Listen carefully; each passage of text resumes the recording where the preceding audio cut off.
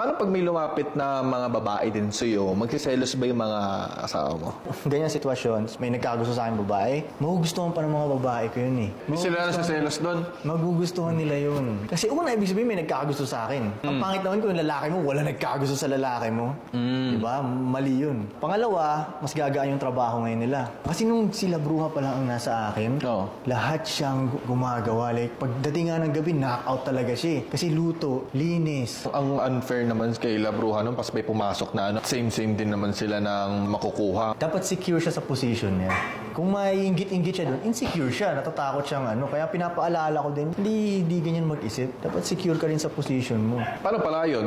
Siyempre may hierarchy yan. Sino masusunod? Sino yung magbaboses? May naka-assign talaga doon.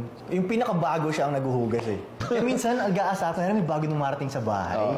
Parang ang asaran doon, ipasa mo na yung sponge. Parang gano'n siya, papasa na yung trono ng sponge. Kasi bago, siya maghuhugas doon.